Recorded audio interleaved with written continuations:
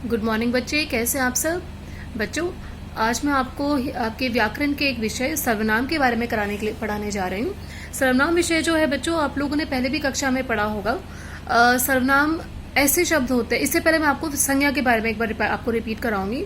संज्ञा क्या होती है? संज्ञा वे शब्द होते हैं जो कि किसी भी व्यक्ति, वस्तु या स्थान या भाव के नाम को कहते हैं। ठीक है, जैसे मैंने आपको बताया था, किसी भी व्यक्ति का नाम हो गया, किसी भी वस्तु का नाम हो गया, किसी भी स्थान का नाम हो गया, वो आपका होता है संज्ञा। अब ये जो सर्वनाम है, सर्वनाम वे शब्द होते हैं जो कि किसी संज्ञा शब्द के स्थान पर लगाए जाते हैं। मतलब जब कोई भी हम वाक्य बोलते हैं, उस वाक्य में जहाँ संज्ञा शब्द आते हैं, कोई भी नाम आता है, उसकी जगह हम लोग उसको हटाकर यानी कि उसको रिप्लेस करके वहां पर हम लोग सर्वनाम शब्द लगा देते हैं। जैसे कि मैं, तुम, आप, हमारा, उनका, ये सभी के सभी शब्द हमारे सर्वनाम शब्द में आते हैं। अब मैं आपको और ज्यादा इसको समझाने की कोशिश करती हूँ। एक बार आप समझिए। जैसे मैं आपको एक वाक्य बोल के बताती हूँ, उस वाक्य में मैं संज्ञा शब्दों को प्रयोग करूंगी और उसके बाद में उन संज्ञा शब्दों को हटाकर मैं वहीं पर सर्वनाम शब्द लगाऊंगी, तो आपको समझ में आ जाएगा। जैसे कि मैं बोलती हूँ, पेड़ पर बंदर कूद रहे हैं, पेड़ पर बंदर ने उछलना शुरू कर दिया है, पेड़ पर बंदर ने केला खाया। अब इन वाक्य में मैंने पेड़ और बंदर बार बार रिपीट किया है। अब मैं इसको हटा के बोल सकती हूँ, पेड़ पर बंदर कूद रहे हैं, वे पेड़ पर उछल रहे हैं, उन्होंने वहां पर केला खाया। तो मैंने यहाँ पे उन्होंने, वे, ये शब्द प्रयोग करे जो कि बंदर यानी कि संज्ञा शब्द की जगह पर आए। तो जो शब्द हम लोगों ने संज्ञा के स्थान पर लगाए वो हमारे हो गए सर्वनाम शब्द। ठीक है, इसको परिभाषा में हम लोग बोलेंगे, जिन शब्दों का प्रयोग संज्ञा के स्थान पर किया जाता है उन्हें हम लोग सर्वनाम कहते हैं। आगे बढ़ते हैं। अच्छा, सर्वनाम एक चीज और है, एक वचन और बहुवचन होते हैं। एक वचन जैसे कि मैं, मेरा, मुझे, मैंने, तू, मेरा, तूने, यह, इसका, ये सब हमारे एक वचन में आते हैं। इसी के आगे बहुवचन आ जाता है। बहुवचन में हम, हमारा, हमें, उनका, किन्हें, जिनका, ये सब हमारे शब्द आते हैं हमारे बहुवचन में। तो आपकी जो व्याकरण की पुस्तक है उसमें जब मैं आपको ये करा रही हूँ, आप अपनी पुस्तक खोल के बैठेगा सर्वनाम की, आपको सब कुछ उसमें मैं उस बुक में से आपको पढ़ा रही हूँ। उसके बाद में हमारे आते हैं सर्वनाम के भेद। सर्वनाम के जो भेद होते हैं बच्चों, सर्वनाम के 6 भेद माने जाते हैं। अभी इस क्लास में आपको थोड़ा सा उसके बारे में इंट्रोडक्शन देंगे, बाकी अब अगली क्लासेस में पढ़ेंगे। सबसे पहले सर्वनाम का भेद होता है निश्चयवाचक सर्वनाम। निश्चयवाचक सर्वनाम होता है जिसको कि बोलने वाला, जैसे कि मैं बोल रही हूँ, आप सुनने वाले, और तीसरा जिसके बारे में हम कभी बात करेंगे, जैसे कि मैं बोल सकती हूँ, मैंने तुमसे कहा उनको बुलाओ। तो मैं तो हो गई बोलने वाली, तुम हो गए सुनने वाले, और उन्हें हो गया थर्ड पर्सन यानी कि जिनको बुलाया जा रहा है। तो मैं, तुम्हें और उन, मैंने 3 शब्दों का प्रयोग किया। तो ये हमारा कहलाता है पुरुषवाचक सर्वनाम, जिसमें कि हम लोग बोलने, सुनने और जिसके बारे में बात की जा रही होती है उनके बारे में बोलते हैं। यानी कि मैं, मेरा, हमारा, हम, आप, तुम्हारा, तुमने आदि, ये सब शब्द होते हैं। ये सब आपकी बुक में से पढ़ा रही हूँ बच्चों, अपनी बुक लेकर बैठिएगा आप लोग। दूसरा हमारा आता है निश्चयवाचक सर्वनाम। निश्चयवाचक सर्वनाम में बेटा कोई भी ऐसा सर्वनाम शब्द, ऐसा वाक्य जहाँ पे निश्चित तौर पे किसी चीज के बारे में कंफर्म करके हम बोलते हैं। जैसे कि मैं बोलूंगी, यह गेंद सुंदर है, जिसमें कि मैंने कंफर्म कर, जिसमें कि मैंने श्योरिटी या मतलब पक्का विश्वास के साथ में बोला, वो हमारा हो जाएगा निश्चय। निश्चय का मतलब ही होता है किसी चीज को हम लोग जब श्योरिटी के साथ में बोलते हैं, बिल्कुल कंफर्म करके बोलते हैं, वो हमारा कहलाता है निश्चयवाचक सर्वनाम। जैसे कि यह, वह, ये, वे, इसने, ये सब हमारे शब्द, उसने, ये सब हमारे शब्द कहलाते हैं निश्चयवाचक सर्वनाम, जिसमें कि कंफर्म होता है, जिसमें हम लोग श्योरिटी के संग कहते हैं। जैसे कि यह, मैं जैसे बोलूंगी ये चश्मा मेरा है, तो यह शब्द में, यहाँ इस वाक्य में जो यह शब्द है, यह जो शब्द मैंने बोला है, यह कंफर्म करता है कि ये मेरी चीज है।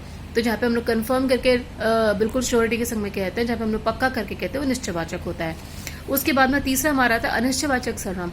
निश्चय का उल्टा क्या होता है? अनिश्चय, जहाँ पे कंफर्म नहीं होता, जहाँ पे हमको संदेह होता है, जहाँ पर हम लोग क्लियर नहीं होते हैं, जहाँ पे हमको मतलब विश्वास नहीं होता, हम लोग बस अंदाजे से बोल देते हैं। जैसे कि हम लोग बोल सकते हैं, लगता है बाहर कोई आया है, लगता है कोई दरवाजे पे खड़ा है। तो कोई शब्द जो हमारा इसमें है, ये हमारा अनिश्चयवाचक है, यानी कि हमें कंफर्म नहीं करता, हमें पक्का नहीं पता कि हम किसके बारे में बात कर रहे हैं, और जिसके बारे में बात कर रहे हैं वो वहां पे व्यक्ति है भी या नहीं। जैसे एक वाक्य और बोल सकते हैं, दाल में कुछ गिर गया है, तो कुछ हमारा हो जाएगा हमारा अनिश्चयवाचक सर्वनाम, क्योंकि इसमें कंफर्म नहीं है।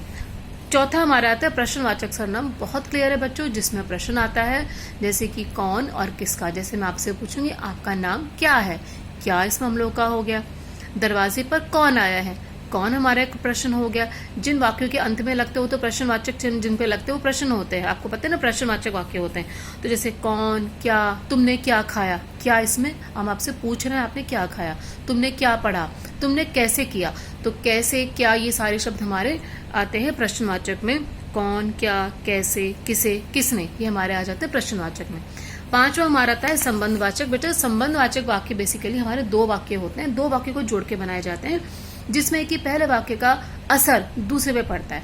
जैसे कि अगर मैं आपको बोलती हूँ जो जैसा करेगा वो वैसा भरेगा, तो जो और वो, ये दोनों वाक्य, दोनों जो शब्द हमारे, एक वाक्य दूसरे वाक्य पे निर्भर है।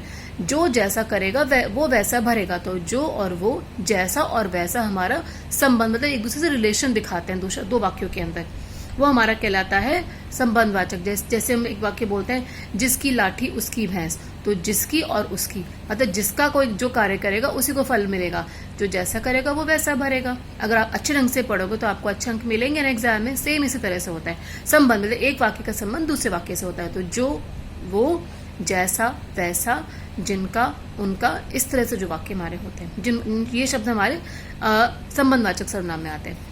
छठा हमारा अंतिम हमारा इसका भेद है निजवाचक। निज का मतलब होता है मैं स्वयं, मैं अपने बारे में जब बोलती हूँ हमारा कहलाता है निजवाचक सर्वनाम। जैसे कि मैं अपना काम खुद कर लूंगी, इसमें मैं तो हमारा पुरुषवाचक है क्योंकि मैंने शुरू में कहा था बोलने वाला।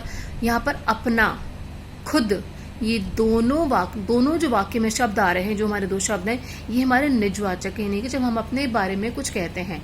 स्वयं, खुद, जैसे आपको मम्मी बोलेंगी बेटा ये काम करो, तो आप बोलोगे मैं ये काम खुद कर लूंगा। तो खुद इसमें जो मतलब जब आप काम खुद से करते हो, अपने आप के लिए बोलते हैं, वो हमारा निजवाचक में आ जाता है। खुद, स्वयं, अपने आप। एक तो एग्जाम्पल्स लेते हैं। बच्चे ने अपना काम अपने आप कर लिया, वह अपना खाना स्वयं खा लेगा, वह खुद चला जाएगा। तो खुद, स्वयं, अपने आप, ये तीनों शब्द हमारे निजवाचक सर्वनाम के रूप में आते हैं। ठीक है, तो एक जल्दी से रिकैप करते हैं। संज्ञा के स्थान पर प्रयोग किए जाने वाले शब्दों को सर्वनाम कहते हैं। सर्वनाम के 6 भेद होते हैं बच्चों। पहला पुरुषवाचक, जो बोलने वाला, सुनने वाला और तीसरे व्यक्ति के बारे में बात की जाए वो होता है। निश्चयवाचक सर्वनाम, जिसमें कि हम लोग कुछ कंफर्म करके बोलते हैं, पक्का करके बोलते हैं, वह निश्चयवाचक होते हैं। अनिश्चयवाचक, जिसमें हम लोग को कंफर्म नहीं होता, हमें संदेह होता है, वो हमारा अनिश्चयवाचक होता है। प्रश्नवाचक, जिसमें कि हम लोग कोई प्रश्न पूछते हैं, वो हमारा प्रश्नवाचक होता है। उसके बाद में संबंधवाचक, जिसमें कि दो वाक्य होते हैं, पहले वाक्य के ऊपर दूसरा वाक्य निर्भर करता है। उसके बाद में हमारा लास्ट हमारा आता है निजवाचक सर्वनाम। निजवाचक सर्वनाम का मतलब होता है जब कोई हम लोग अपने बारे में, खुद के बारे में कुछ काम करते हैं, कुछ बोलते हैं। मैं, खुद, जैसे खुद, स्वयं, अपने आप, ये हमारे सारे के सारे कहलाएंगे निजवाचक सर्वनाम। ठीक है, तो इसमें आप लोग को मैंने बताया एक वचन और बहुवचन होते हैं। मैं, इसमें एक वचन शब्द है। इसके अलावा मैं का हमारा बहुवचन हम हो जाता है, मेरा का हमारा हो जाता है, मुझे का हमें हो जाता है, मैंने का हमने हो जाता है। इसी तरह से कोई का किन्हें हो जाता है। आपकी बुक में है बेटा, ये जो मैं आपको पढ़ के बता रही हूँ, आपकी बुक में पेज नंबर 51 पर है। 51 पेज में आपका एक टेबल बना हुआ है, एक वचन और बहुवचन, वो आप लोग पढ़ लेना इसको अपनी बुक में से। सब मैंने आपको आपकी बुक में से कराया। तो अब ये इसके अलावा मैं आपको कुछ क्वेश्चन आंसर्स भेज रही हूँ। मैं सिर्फ आपको प्रश्न भेजूंगी, उत्तर आप खुद से अपनी बुक में से करेंगे। इतना आप कर सकते हैं, आपके पास बुक में सारे आंसर्स हैं। मैं एक प्रश्न आपको आपके कंटेंट में आपको सिर्फ क्वेश्चन बनाकर भेजूंगी, वो क्वेश्चन आप लोग अपनी बुक में से ही देखेंगे, उसके आंसर सब आपकी बुक के अंदर दिए हुए हैं। Do it yourself. और इसकी जो बैक एक्सरसाइज वो आप करेंगे सारी की सारी, उसकी बैक एक्सरसाइज में जो भी आपके प्रश्न है वो आप करेंगे। सर्वनाम किसे कहते हैं, सर्वनाम के कितने भेद हैं, ये सब आप करेंगे। और इसके अलावा मैं आपको बीच में एक बार आपको इसका थोड़ा सा आपको जो आपकी बैक एक्सरसाइज उसको मैं कंप्लीट करके आपको बाद में इसको मैं फोटो क्लिक करके भेजूंगी, पर अभी नहीं, किसी भी वीकडे में भेज दूंगी। आप उसको क्रॉस चेक कर सकते हैं। पहले खुद से करेंगे आप, जब आप खुद से कर चुके होंगे तब मैं आपको ये भेजूंगी, तब आप उसको अपने आप से चेक कर सकते हैं आपने कहाँ सही कहाँ गलत लिखा है। ठीक है बच्चों, तो ये आपका था सर्वनाम टॉपिक आप लोग का हो गया है। और आज तो फ्राइडे है, आज शाम को मैं आपको टाइम एक लिंक में भेजूंगी साथ में 1 बजे या 2 बजे, मैं आपको टाइम बता दूंगी, आपको पहले प्रायर बता दूंगी। उस लिंक को आपको खोल के आप इसमें आप लोग मुझसे पूछ सकते हो जो भी पूछना है। Okay children, all the best.